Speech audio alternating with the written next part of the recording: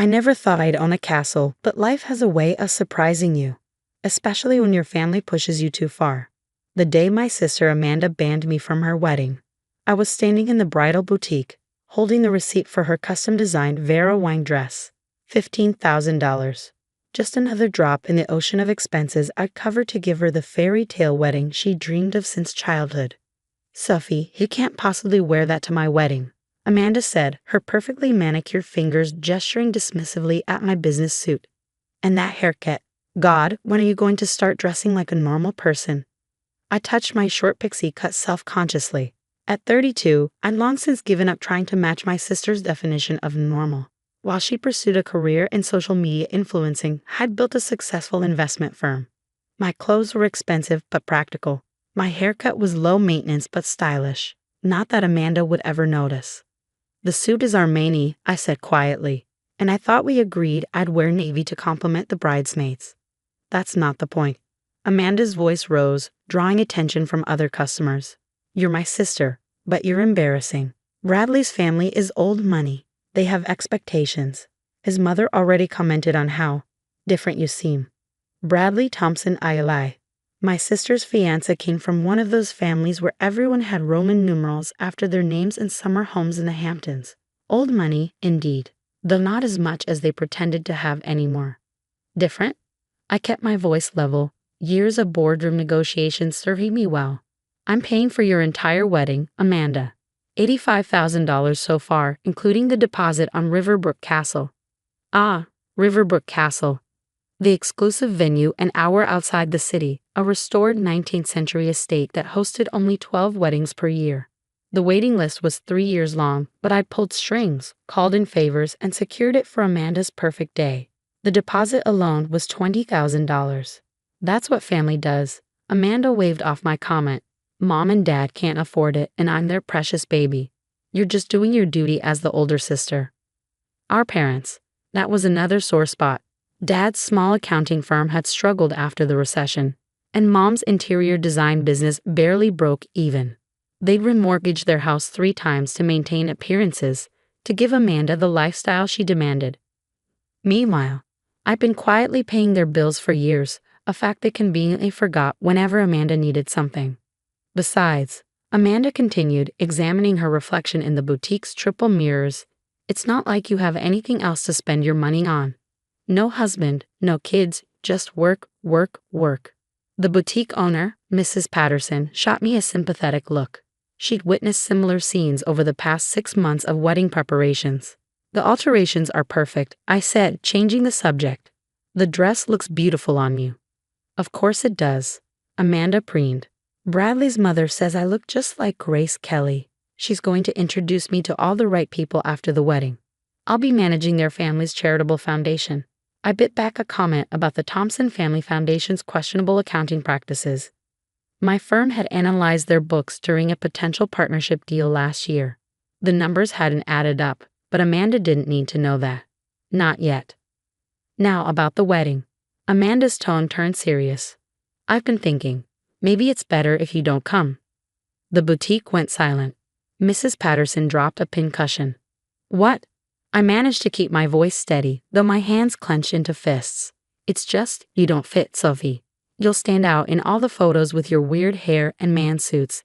Bradley's mother suggested having just family at the ceremony, and well," Amanda smoothed her dress, avoiding my eyes. "You're not really the kind of family we want to showcase." "I pay for everything," I said slowly. "The dress, the flowers, the castle, the catering, everything. And we're grateful." Amanda's voice took on the wheedling tone she used since childhood to get her way. "But think about my future, Sophie. These people are going to be my family. I need to fit in. You can still send a gift, of course." Mrs. Patterson muttered something under her breath that sounded suspiciously like "ungrateful brat." I looked at my sister, really looked at her. The designer dress, the diamond earrings I bought her for Christmas, the entitled tilt of her chin. 28 years old and still playing princess while others paid the bills. "Fine," I said quietly. "Really?" Amanda's face lit up. "Oh, I knew you'd understand. You always take care of everything. Just send the final payments to the vendors. And..." "No," I cut her off. "I mean fine, I won't come to the wedding, but I'm not paying for it either. Amanda's face went pale beneath her expensive foundation. What? You can't have it both ways, Amanda. Either I'm family or I'm not. If I'm not family enough to attend, I'm not family enough to pay. But the castle, the catering, everything's booked. Better start calling Bradley's mother, I said, gathering my bag. I'm sure the Thompson Family Foundation can cover it. After all, they're your real family now. You can't do this. Amanda's voice rose to a shriek. Daddy. Tell her she can't do this. I turned to see our parents rushing into the boutique. They must have been waiting outside. Of course they were. Sophie, be reasonable, Dad started, using his accountant voice. Your sister didn't mean. Yes, she did. I cut him off. And you've enabled it for years. Well, it stops now. But we can't afford. Mom wrung her hands, designer bracelets jangling. More gifts from me. Not my problem anymore. I headed for the door, then paused. Oh, and Mom. The mortgage payment you asked me to cover next week. Better start looking for alternatives. I walked out of the boutique to the sound of Amanda's wails and my parents' protests. But I wasn't done. Not by a long shot. In my car, I pulled out my phone and made 2 calls. The first was to my assistant. Jessica, remember that property acquisition we discussed? The one with the castle? Make it happen. Whatever it takes. The second call was to my bank, canceling all pending payments to wedding vendors. Then I drove to my office in the city, where the real work would begin. Amanda thought she could humiliate me and still benefit from my success. She was about to learn a very expensive lesson about burning bridges. By evening, things were in motion. My investment firm, Stone Financial Partners, had begun the process of acquiring Riverbrook Castle and its surrounding estate. The current owners, an elderly couple looking to retire, had been considering selling for months. My offer, significantly above market value, sealed the deal. As I sat in my corner office overlooking the city, I thought about Amanda's words. No husband, no kids, just work. She'd meant it as an insult, but my work had built something remarkable. Stone Financial Partners managed billions in assets, though I kept that fact quiet. Let people underestimate me. It made moments like this so much sweeter. My phone buzzed. Jessica's text. Contract signed. You own a castle. I smiled, imagining Amanda's face when she learned who her venue's new owner was. But that would come tomorrow. Tonight, I had other calls to make. First, the wedding planner, an elegant woman named Victoria, who confided in me about Amanda's increasingly bridezilla-like behavior. Victoria? It's Sophie Stone. There are going to be some changes to my sister's wedding plans. Then the caterers, the florist, the musicians. One by one, I explained the situation. Most had dealt with Amanda's demands and tantrums. All were happy to keep their deposits and book new clients instead. Finally, close to midnight, I called the castle's events manager, Michael. Ms. Stone, I just heard about the ownership change. Congratulations. Thank you, Michael. About tomorrow's meeting with my sister. We planned it perfectly. Amanda would arrive expecting to finalize wedding details with the venue's mysterious new owner. Instead, she'd find me behind the antique desk in the castle's grand office. As I drove home that night, past the gleaming city towers I'd helped finance, I thought about family, about loyalty, about consequences. Tomorrow would change everything. And for once, I wouldn't be the one picking up the pieces of Amanda's shattered expectations. The morning after my confrontation with Amanda at Riverbrook Castle started differently than I expected. Not with angry calls from my family, but with a series of interesting emails. First was a message from Bradley's mother, Margaret Thompson. Miss Stone, I understand you're the new owner of Riverbrook. We should discuss the Thompson family's long-standing relationship with the venue. I smiled, remembering my conversation with Amanda yesterday in the castle's office. She'd arrived expecting to finalize her wedding details, only to find me behind the mahogany desk. Her face had cycled through confusion, shock, and finally, rage. What are you doing here? She demanded. Meeting with the bride about her venue reservation. I'd replied calmly. Please have a seat. But they said the new owner wanted to meet. Yes, and here I am. The realization had hit her like a physical blow. You bought the castle. Riverbrook Estate, including the castle, grounds, and all business operations. I confirmed, signed the papers yesterday.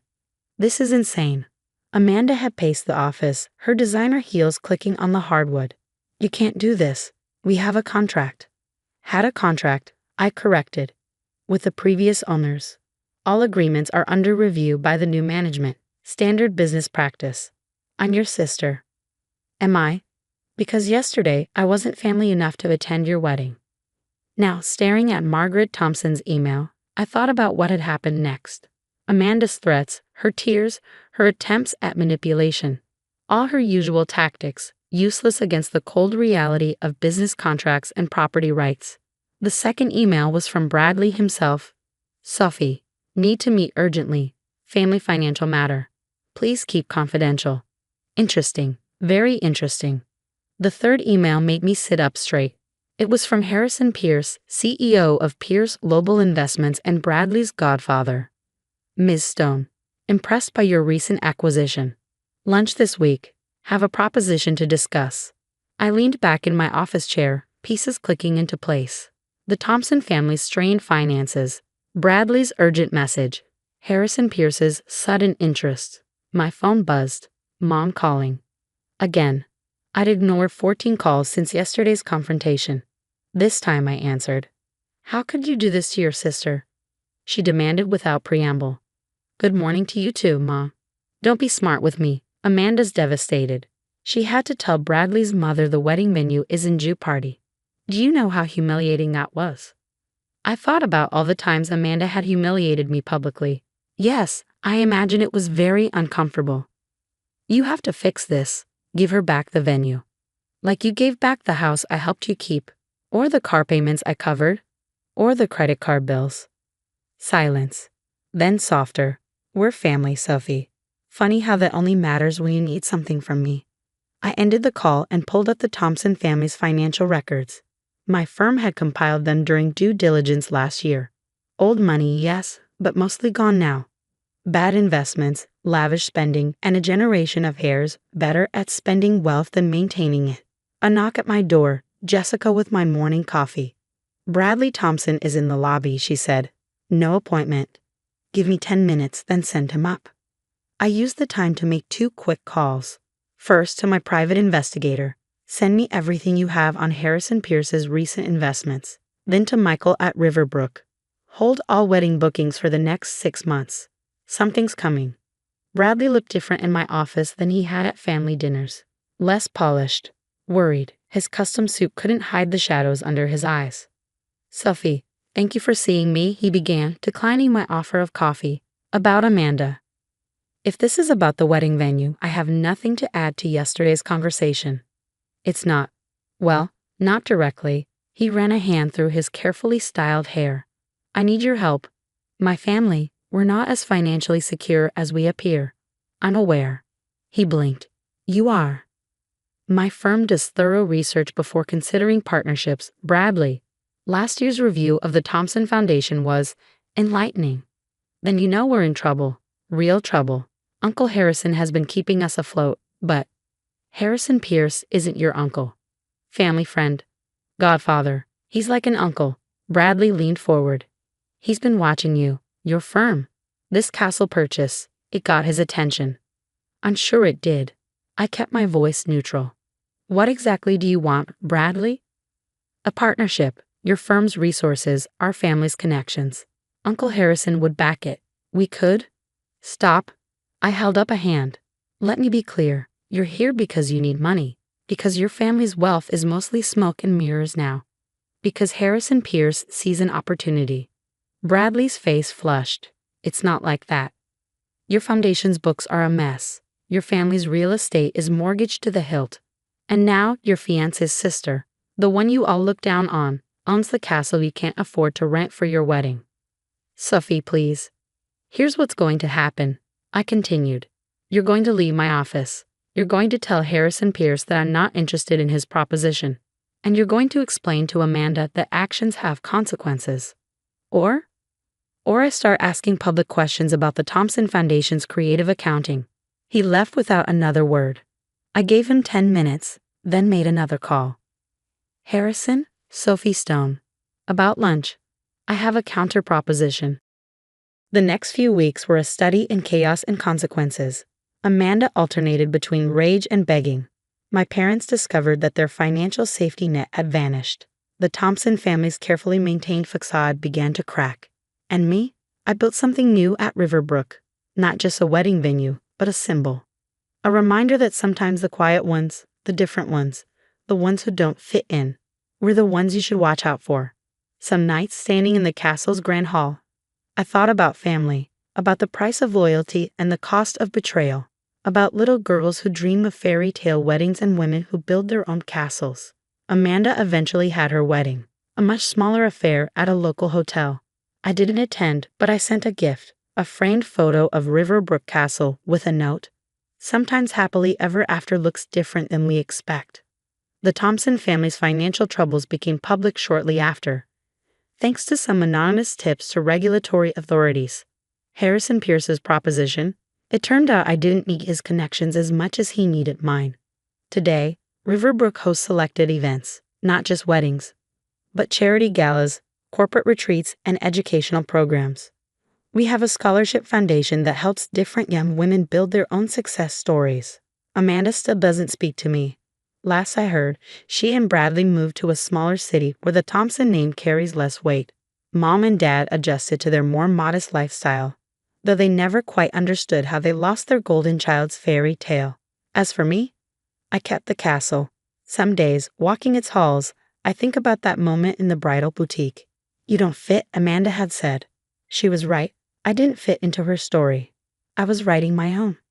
The castle's bell tower chimes, reminding me of another meeting, another decision to make. Through my office window, I can see a young woman arriving for a venue tour. Her hair is cut short like mine, her suit practical but elegant. In her eyes, I see that same quiet determination I once had. Miss Stone. Jessica appears at my door. Your next appointment is here. I smile, straightening my jacket. Time to help another different girl find her own kind of happily ever after. After all, every good story needs a sequel.